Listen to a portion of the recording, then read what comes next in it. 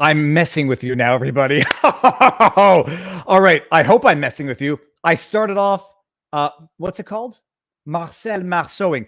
Just give me a number one and let me know you can hear me in the chat, please. Number one, yes, the audio is on. I'm not playing the intro video until I know the audio works. Hello, Viva. Pleb, Pleb, stick around. Pleb, stick around. But hallelujah, people. Hallelujah, I did it. By the way, the last time, the mic with Sargon of Akkad, I keep doing that. Carl Benjamin, Lotus Eaters, mic wasn't working because it wasn't plugged in at the top. Because I'm a jackass. Okay, let's start this show properly, shall we?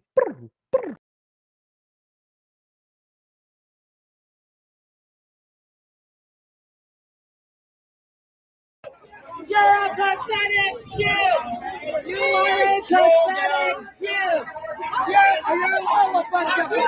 Off the street! Off the You're a pathetic Jew! You are a pathetic Jew! You're a motherfucker! Off the street! All right, this is fascinating, by the way. First, we're just going to go to the tweet. Oh, no, that's not the right way. We're going to go to the tweet, which was from the Friends of Simon Wiesenthal Center at Canadian Friends Simon Wiesenthal Center. A video is being shared widely on social media that depicts a protester in Belleville yelling, quote, "You're a pathetic Jew," end quote, at least twice to Prime Minister Justin Trudeau. Protest is essential to any democracy, but hatred spreads when it is tolerated. We urge any media sharing the video to condemn this vile expression of hashtag anti-Semitism. We're going to play this again because, you know, they had that blue dress, gold dress meme going around where different people saw different things. Then you had the audio version. It was Yanni versus Laurel. And if anybody's seen the episode of Mark Rober, this is probably not the shout out he wants. I love Mark Rober and we're like besties and he condones everything I talk about on my channel. I'm joking. Mark Rober does amazing videos nonetheless. And he made the video where he made the talking piano. And the amazing thing about his talking piano, where he also had the piano electrically play the song E, that the most complicated piano song ever. The piano was talking. And you couldn't hear what the piano was really saying until Mark Rober put in subtitles. So we got our Laurel Yanni, our blue dress, gold dress. What does everybody hear in this audio? According to the Simon Wiesenthal Center, it's a protester shouting, "You're a pathetic Jew," to Justin Trudeau. There are a number of reasons why one should have been skeptical from day one. Yelling, "You're a pathetic Jew" at Justin Trudeau. Justin Trudeau is not Jewish. Justin Trudeau is Catholic, Roman. I don't even know what he is. He's not Jewish. He is arguably the political whore of one Klaus Schwab, also not a Jew. Klaus Schwab, there's some disagreement about this. If he's not the son of a Nazi, he's at the very least the son of an individual who was a member of various National Socialist organizations in Hitler's Germany. So a Catholic, Roman Catholic, whatever, subservient political whore to the son of a National Socialist adhering member of the Nazi regime of Germany. Calling him a pathetic Jew seems counterintuitive. But let's listen to this one more time and see, do we hear pathetic Jew? Because Pleb the reporter's in the chat and he may have cracked the mystery with the help of the other aggregate knowledge of the internet. Let's listen again. You're a pathetic Jew! You are a pathetic Jew! You're a motherfucker! Now, you've been told to hear "you're a pathetic Jew" in this video. If I were to suggest that what is being said is either pathetic Puke or pathetic Juke, because this person might have something of an accent, listen to it again, but don't worry, we're not going to stop here. Pathetic Puke or pathetic Juke or pathetic Jew. And I'm going to put a poll in the chat in a second. You're a pathetic Jew! You are a pathetic Jew! You're a motherfucker! Now that you're told to listen for the uke, do you hear the uke? You're a pathetic Jew! You are a pathetic Jew! All right. But before we go any further with the sleuthing, everybody, I'm going to play. Pleb the Reporter did a video on this. He posted this same video, and I don't know, he blew out, enhanced the audio. I don't know what he did. You know, he pulled some MacGyver stuff with the audio. Pleb the Reporter, for those of you who don't know, worth a follow on Twitter.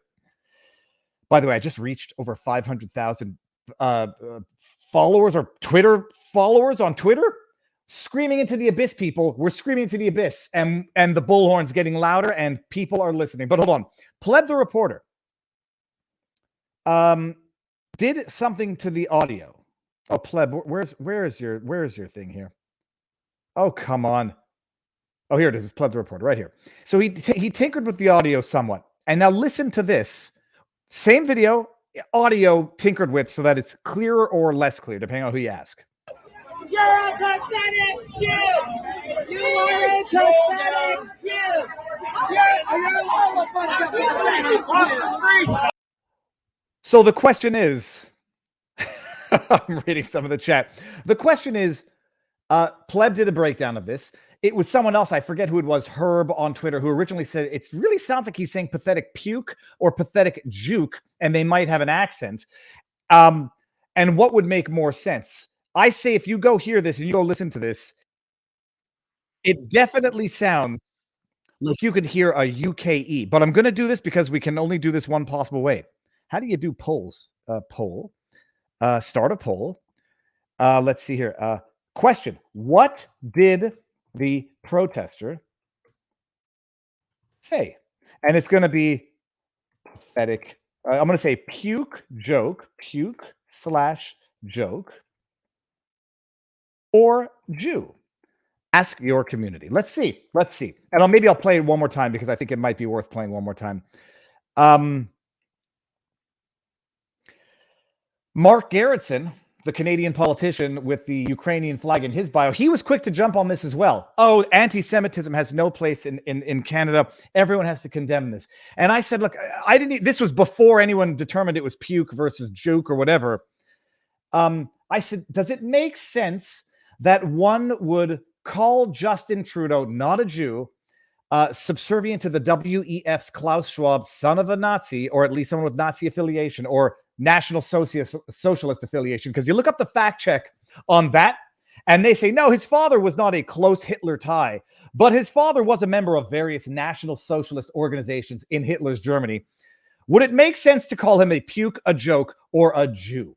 And the people that are running around saying anti-Semitism, that's predicated on the notion that in their minds, it would be an insult to call someone a Jew, which is a very interesting premise upon which to begin an analysis. Now, a pathetic puke, no, a pathetic joke makes sense. A pathetic puke makes sense. What does not make sense?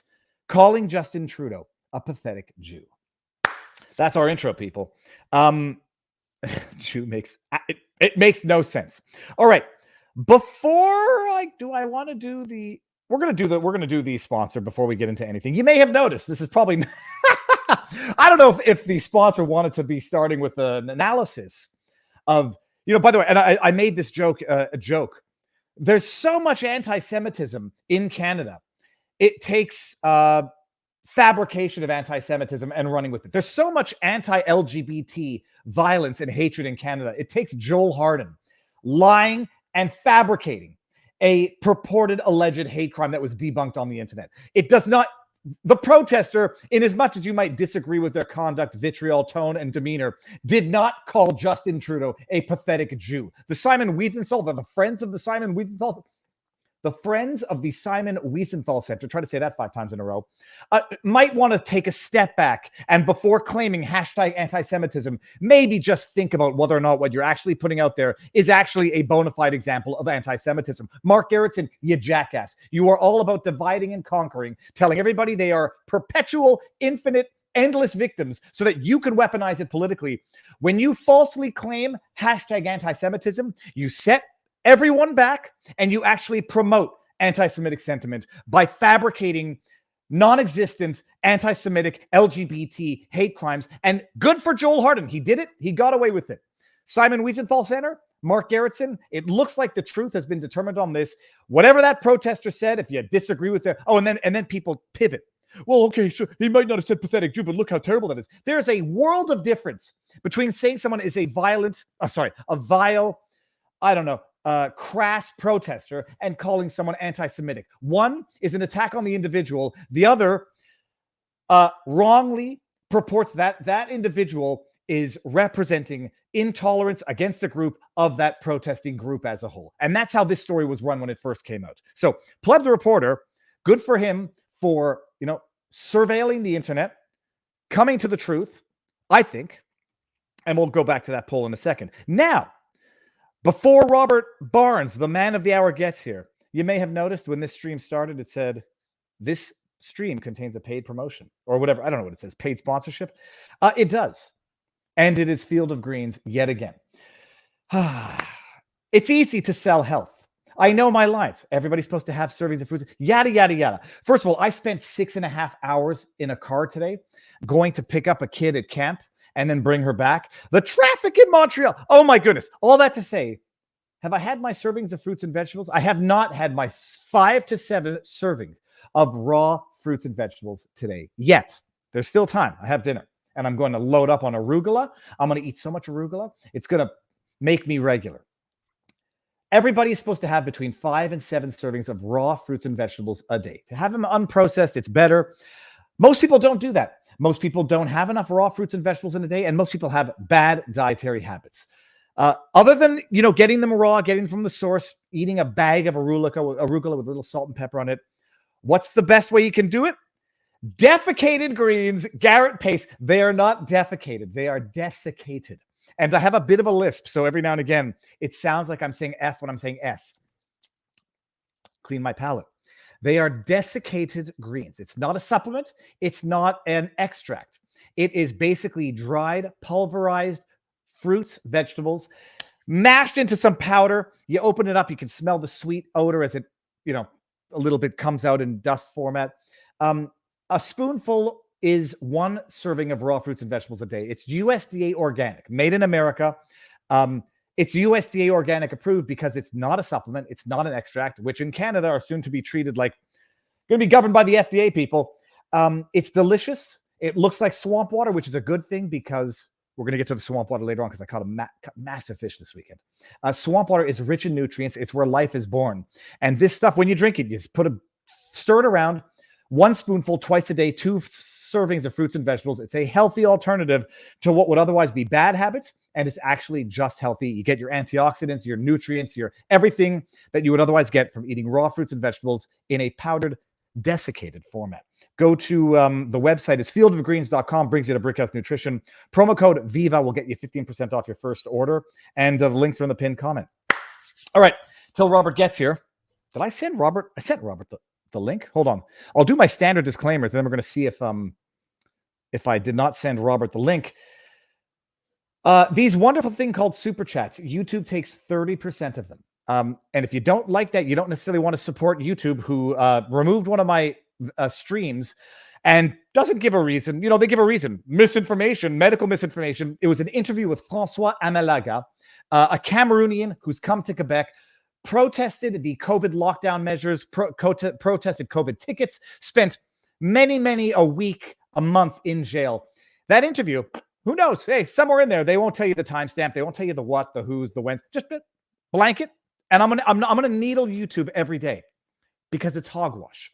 So if you don't want to support YouTube, they get 30% of these super chats. Go over to Rumble, where we are simultaneously streaming. And for those of you who don't know the format, I have exclusivity with Rumble. We start off on YouTube and Rumble. We then end on YouTube, go over to Rumble exclusively. I'm also on Locals, vivabarneslaw.locals.com. After we're done on Rumble, we have an after party on Locals where we take questions. We have Rumble Locals tips there. And it's a wonderful, wonderful community where everyone is above average. No medical advice, no election fortification advice, no legal advice, but it doesn't really matter because YouTube does whatever it wants anyhow and doesn't answer to anybody, but that might change someday. Okay, Dustilov Aktmankari, good to see you again. Had the founders foreseen the future, they would have written a very different Second Amendment, a well-protected public. Dustilov, being necessary to the security of a free state, the duty to keep people and bear arms enforced. Thank you very much. I'm going to try to remain optimistic. You and Barnes keep fighting the good fight. Trump 2024. Thank you very much. With subtitles, I could have heard anything from cute to cube, the power of suggestion. One thing you wouldn't hear, Jew. One thing that doesn't make sense, calling Justin Trudeau a Jew. First of all, I don't speak for the Jewish community. I can only imagine many a Jew would say, do not call that man a Jew, and we do not want to have anything historically to do with that man. That man is the Pharaoh. That man is, what's the guy from Haman? That guy is the oppressor. Do not lump him with us. And if he were a Jew, my goodness, would people have known about it already. I demand the garish neon light be brought back. Come back to the USA, Viva. You won't be arrested for wrongthink here as long as you aren't in a Dem-run city. I make my trek back to Florida as of Wednesday, I think. So that's it. I'm going to be done bouncing around makeshift studios. All right, Barnes is in the house. He looks angry. What did I do? He looks... I'm joking, everybody. I think we've done it all. Okay, good. I'm bringing Robert in. Robert, sir, how goes the battle? Good. All right, now my lighting is terrible. I got like awful floodlights on the top, and I've only got one neon light, but we're gonna live with it. The mic is good. Robert, the Lincoln at Gettysburg. What's the book that you have behind you? Yeah, this is our Book of the Month Club at vivabarneslaw.locals.com. Lincoln at Gettysburg. We're 3/5 of the way through. You're going to review chapter 4 and then chapter 5 to wrap it up in a different. We do those on each Friday night, and so Saturday was the movie of the week, which was The Godfather, which was fun to watch. We do an open live chat there with all that. So all good. So long as the Saturday movie wasn't Barbie, Robert. Oh, when we just remind me, I won't forget. Remind me when we talk about Barbie. I got it. Well, it's right up funny the top. story. So hold on. It's like, I got a little hair here that I don't like. Robert, what do we have on the menu for tonight? So up top, the Barbie horror story. Can Mattel and Margot Robbie be sued for the most fraudulent advertising campaign in the history of Hollywood?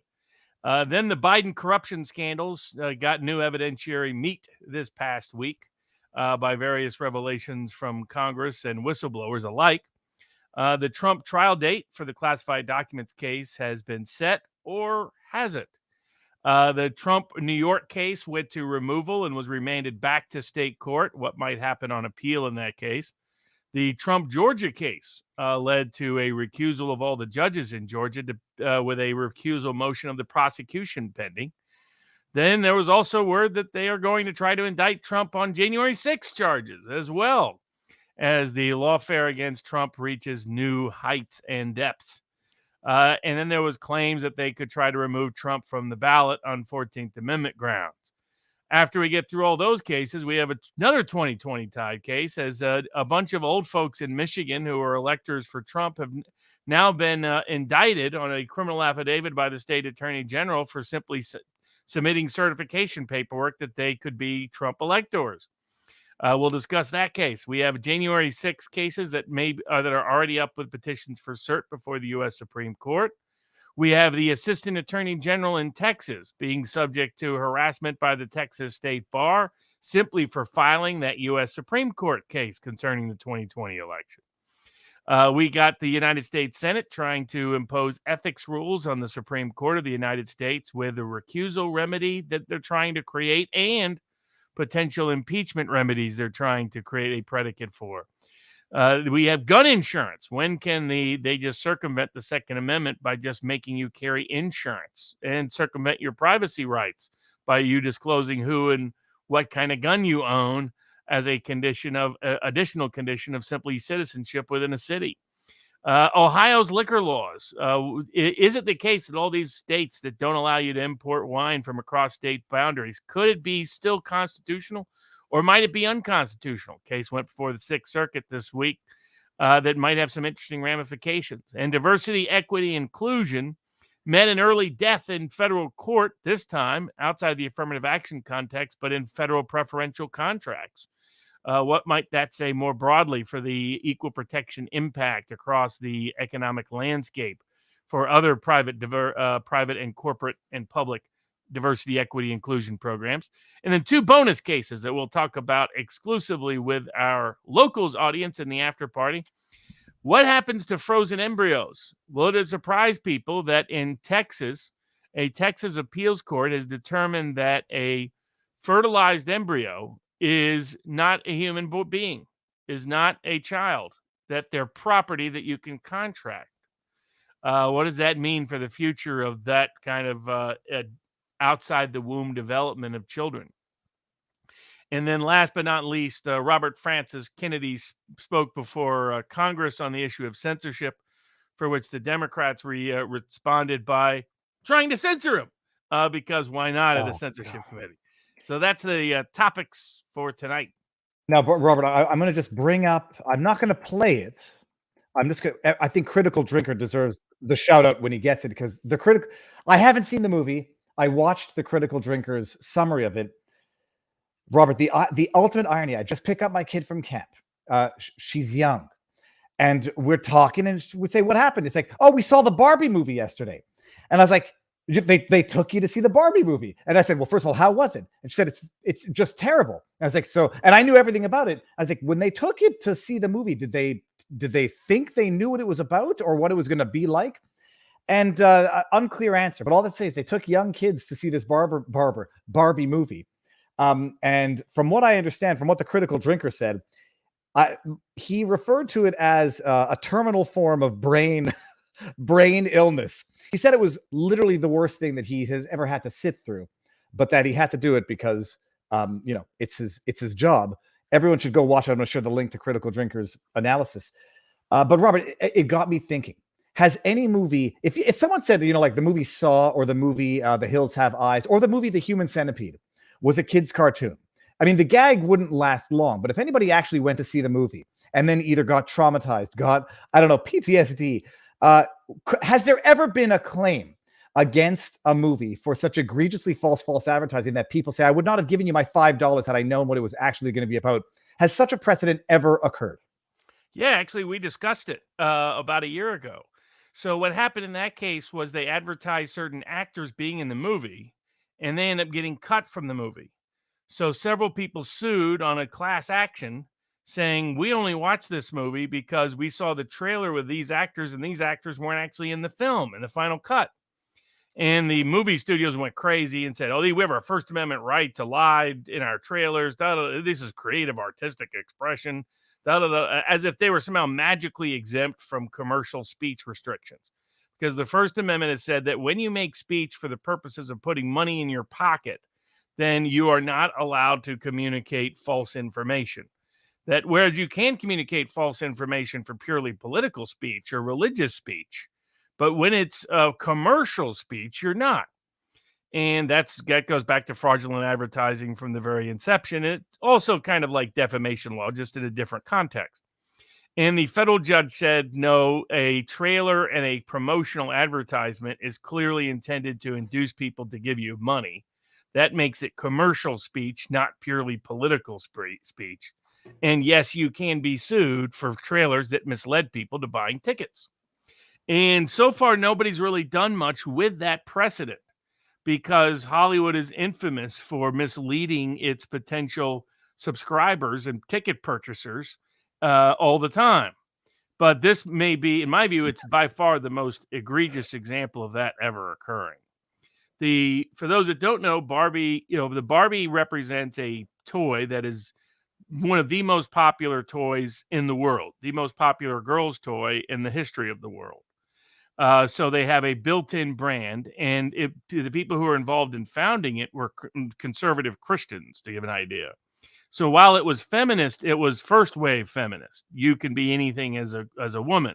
So there was, Dr. Barbie, Pilot Barbie, President Barbie, Senator Barbie, you name it, Lawyer Barbie, etc. But it was that kind of feminism. It was not the third-wave intersectional bash the patriarchy, men are evil form of feminism. And so they had the built-in most popular toy in the world, and the most popular toy that had a built-in fantasy world around it. In other words, you could not come up with a better IP. I mean, bigger than Star Wars, bigger than Harry Potter. But I mean, the biggest IP that you could make into a film possible. So they came in with huge built-in advantages. Then they got assigned to the project Margot Robbie, who basically looks like the classic version of Barbie. What was she? What was Margot famous for? Because I know that her name is really familiar. she's famous for Wolf of Wall Street. Then she ended up playing a bunch of roles, playing in the well, I forget the name of the character off the top of my head, but Birds of Prey and that character in a couple of movies. She actually hasn't carried movies very well, and it was only when she's been attached to Leonardo DiCaprio has she actually made good money. But she's, considered, but she looks like Barbie and has a very cheery personality. Then you also had Ryan Gosling, who looks like Ken, who's one of the most popular male characters out there. So they had, two very popular actors that fit the role as well. And then they went further than that. They did a mass marketing campaign that a bunch of, independent distributors and exhibitors got involved in on top of Warner Brothers and Mattel. Mattel, by the way, made close to $2 billion a year on Barbie, to give you an idea. It's between 1.5 and 1.6 in a given year. That's the kind of cash that comes in on Barbie, to give you an idea. It's top 5 pretty much every year for 50 plus years. Its target audience has always been young girls. And so the third part was the marketing campaign, which my estimates had to be at least 150 million. The budget of the movie was another 150 million. They probably got another 50 to 100 million in, local theaters and others jumping in on it to make money. And what it is they made it into an event, the event of the summer, dress up and, wear your clothes and come out and have fun. But critically, they made 3 specific, when things leaked out, that given the history of the director, that she made a 2019 adaptation of Little Women that was very unpopular. This director has no history of making popular films. Made Lady Bird, other stuff, art house, feminist films. And then some of the cast were saying things like this will put a coffin in the end of heteronormativity forever. People were like, hold on a second, what's going on? Because the film had been advertised all summer as a summer fun, fantasy, bubblegummy, popcorny, lighthearted comedy, cheery. And to give an idea, it had like Ken and Barbie interacting with each other, Margot Robbie and Ryan Gosling. And Ken is saying, oh, we will be boyfriend and girlfriend. And she's like, oh, what does that mean? He's like, oh, I don't know. So it's that kind of, it's cheery. Wow, what would it be like if dolls came to life? This is kind of funny. Well, and I think I saw early ads, and I was like, "Oh, it's going to be a Lego movie type thing." That's the level of childish humor and childish subject matter. And now I know better, but I'll get to a clip in a second. Yeah, so it didn't end up being like Lego. It ended up being more like We Need to Talk About Kevin type style. Yeah, exactly. So then when any stories whispered out that this was something else, that there were trans characters in there was other things. Mattel did a massive push and said, oh, no, this movie's not feminist. It's not feminist at all. There's nothing feminist in this film. Margot Robbie, Ryan Gosling, Mattel, and the director came out and said, oh, this is for everyone. This is for little kids. This is a little kids film, even though it had a PG-13 label. But most parents have long since ignored that because you don't know what that means anything or not anymore. They tend to rely on the media, on the actors, on the directors, on the others. And in fact, it got to the point where people on the left were joking about it. They're like, oh, one movie critic, this parent had her young girl there, and apparently she didn't get the memo about, how this was about death, violence, sex, gender identification, and asking questions like, what's a gynecologist, mommy? It's thematic struck. Now, here's what it actually is. The whole summation of the film can be from the very first opening of the scene, which is the Barbie doll arrives and little girls at the time are sitting around playing with their baby dolls with their, and they're nursing them and everything else. They see the Barbie doll and they take their babies and they literally start bashing their heads into the ground. I think this might be we have to work with the clips that are available online. With a ripoff. homage to 2001: A Space Odyssey, where little girls discover Barbie for the first time and gleefully cast off their boring and oppressive baby dolls in an orgy of violence and destruction. And if the visual metaphor of little girls happily destroying the embodiment of motherhood to focus their lives instead on a shallow and materialistic piece of consumerist trash is lost on you, then I don't know what to say, man, but you're probably the target audience for this movie. I'm not with that guy. I love him. Okay. Oh, yeah. I mean, and it is pernicious propaganda. It is third wave intersectional feminism that is, and its target audience is vulnerable, impressionable little girls. And like some people ask me why I care about the film. And it's like, this is where the people on the right or more traditionalist in general have been asleep at the wheel for about half a century. Some of it's because religious conservatives decided to self-segregate and isolate themselves from mainstream culture to where they don't even know it's occurring and happening. And thus suddenly wake up, and an entire generation, or now two generations, millennials and Zoomers, have politics and beliefs that sound insane to them because they weren't watching while their little kids were playing with toys and watching TV shows and watching film that was subtly, radically reshaping their worldview. It's not a coincidence that this is the target audience either. If you go back to the Nazis, you go back to Mao, who did they primarily target for the future of their operations? Young children. Nazis created special young children's organizations. Mao's Cultural Revolution was heavily predicated on children as young as 5 years old to completely bash all of the old traditional cultural values. This is a radical film of extreme propaganda that is anti-male, anti-motherhood, anti-family, anti-babies, and literally its celebratory scene is, go kill your babies. Isn't that funny? Ha ha. I mean, that's the evil nature, pernicious nature of this film. And there is like one illustration of the lie. There's no relationship between Ken and Barbie. Ken is a appendage, an irrelevant, insignificant figure who's annoying, and who's an annoying simp, who then when he discovers the patriarchy becomes an evil villain that they overthrow at the end and reduce back to his simp status. That there's no lovey-dovey friend, girlfriend, boyfriend, fake relate. It doesn't exist. It's a complete lie what they put in there. It's not a cheery film. It's not even a tonally consistent film. I mean, when you're talking about death, you're talking about violence, you're talking about sex, you're talking about, you have trans characters in there pretending to be, and here's people like Laura Loomer is out there completely lying about the film. People ask me why I distrust her. If you know anything about her personally, you would want nothing to do with her. But putting that aside, the reason why I distrust her is, why is she out there promoting lies about Barbie, saying, oh, it promotes women and gender, women and men is only two genders. No, it doesn't. It has trans characters as Dr. Barbie. The argument Laura Loomer is out there lying. Is she getting paid under the table? Who knows? But it's the nature of the perniciousness of this, targeting a young generation, trying to radicalize them behind third generation. And for those people that don't know what that means, it says so in the film. If women are safe, men need to be unsafe. If men are safe, by definition, that means women are unsafe. If men have power, then by definition, women don't.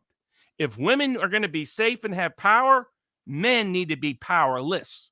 Men need to not be safe. It's anti-father, every male character in the entire film, except for the one pretending to be a woman, who they justify and say that's just fine, as Dr. Barbie. Every other actual male character in the film is an idiot or a villain or both. There is not a single good one in it. There's no good father figures in it. The pregnant Barbie is shamed and looked down upon. Motherhood is treated negatively throughout pretty much the entire film. It's not a lighthearted film. It's not a satirical film. It is a radical intersectional feminist film. And they got a bunch of people to take their little girls to the film. They got a bunch of conservatives to go to the film, built on one big fat fraud. They're going to make huge amount of money at the box office this weekend because the best marketing campaign in the history of Hollywood. Problem for them is it's one big fat fraudulent campaign that I believe a class action can be brought against Margot Robbie personally, against Mattel, against Warner Brothers, against Ryan Gosling personally, against Gina Gershon personally, because these litany of lies, when the lies are intended to brainwash little kids, some of the most vulnerable, impressionable people on the planet, needs to have legal consequence, and there needs to be legal blowback. And the precedents have already been established. This was fraudulent advertising, and Mattel needs to start writing big fat checks for all the people they stole from. Spoiler alert for anybody who cares to go see this movie. Critical Drinkers, one of the funniest lines in his analysis, he says, all men are so evil in this movie. When Barbie enters the real world to find out which is the kid that is owning her, that's unhappy and causing Barbie and Barbie Land to have wrinkles and whatever, Barbie gets into the real world, and a man immediately comes up to her and smacks her on the butt. And the Critical Drinker's like, a man comes up and smacks her on the butt. Like, that's what men do. In broad daylight, by the way. in Venice Beach, in front of Bobby's boyfriend. I don't know why he's Australian. He's British all of a sudden. And look, even my kid, I tell you, I'm pretty open and very lax, maybe to a flaw in terms of what I'll let my kids watch, because we'll talk about it afterwards. But even that opening scene, my kid said I didn't like it. It was scary, and there is an argument that I see people out there raising that this entire movie is like woke critique. Like it's trolling almost. It makes radical feminists look stupid. It makes the idea look dumb. It makes women look villainous. If that's the critique, first of all, that doesn't really work on a younger generation that doesn't operate with that framework. And it's very, very obvious that was not the intended social message of the movie, and from what I understand. Feminists in the left all celebrating it, if that was the case. That's where Laura Loomer just kind of lying, and people like that are just either really, really dumb or overtly lying. But yeah, to give people an example, Odin, OMB Reviews, Odin's movie blog, described as one of the most disgusting films he's ever seen. That in a film that he almost never recommends people don't see a film. He did so here. He said it is equal to gender relations to what Birth of a Nation was to the United States to race relations. And for those that don't know, Birth of a Nation literally birthed the second coming of the Ku Klux Klan and the biggest fascist movement in the world at the time, prior to Mussolini's rise and the Nazi, especially prior to the Nazis' rise. It was entirely that film. People keep underestimating the power and importance of film in shaping culture, society, politics. There's a reason why Andrew Breitbart said politics is downstream from culture, not upstream. As you mentioned, Critical Drinker described it as one great lie and one of the worst films he's ever been subject to. Midnight Edge, a guy, longtime movie reviewer, described it as pure evil, a language he's never used for any film ever. The Culture Critic, similar criticisms. I always forget his name, Shaq Diversity, the night guy. He described as one of the most horrifying films. It was people that understand what's going on in the culture described it with utter shock and horror because they understand the moral impetus and impact of this film potentially on a whole generation of people and young, impressionable little girls who don't realize they're being taught. And let's look at the young millennials and Zoomers, young women that are overwhelmingly a lot of them disproportionately, I should say, third generation feminist. The third generation of feminism. And what do we see with their lives? Unusually low rates of marriage, unusually low rates of having a positive father figure, sometimes against their own. That they sought it out but aren't able to get it.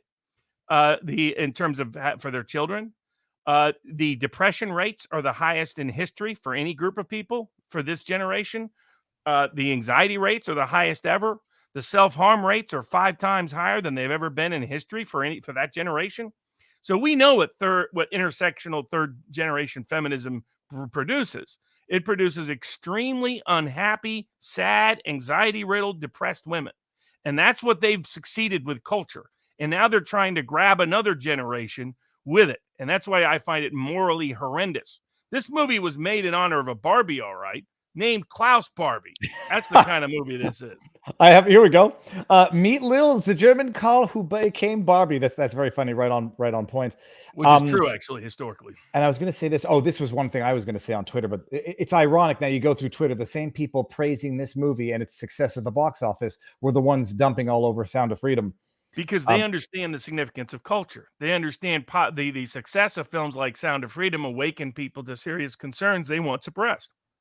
Just as Barbie elevates an extremely dangerous and pernicious point of view that is literally leading to the mental illness of millions and millions of young women around the world as we speak. And it will get worse rather than better. I mean, it says all men are evil. I mean, there's no question about that through this film. There's no good, positive male character. Fatherhood is a waste of time. Motherhood is counterproductive. Don't waste your time. Being pregnant is something to be ashamed of. Instead, go kill your babies. With that said, everybody, that's it. That's the Barbie analysis from a legal standpoint. Go watch Critical Drinkers, a breakdown of it, among others. We're going to go over to Rumble right now. I'm going to share the link one more time before we go. I got everything by the super chats. If your Field of Greens promo is bad, does that make you a pathetic juke? Ginger Ninja, not bad. All right, we're going to do it. We're going to end on YouTube. Come over to Rumble. I'll share the link from Locals. You can come over to Locals also. Ending on YouTube in 3, and we're talking Trump, people, because holy crap, it's a Trumpalooza tonight. It's endless. Ending now. But our first bonus before talking about Trump will be the man that really they're going after Trump for, the current occupant of the White House. Oh, okay. Move it, everyone. That's the enticement. Come on over to Rumble, vivabarneslaw.locals.com, fieldofgreens.com. Thank you all. Not open the window. I need to close the window. Okay. I'm going to do one day I'll get this. Remove ending on YouTube. Come over to Rumble or Locals. 3, 2, 1.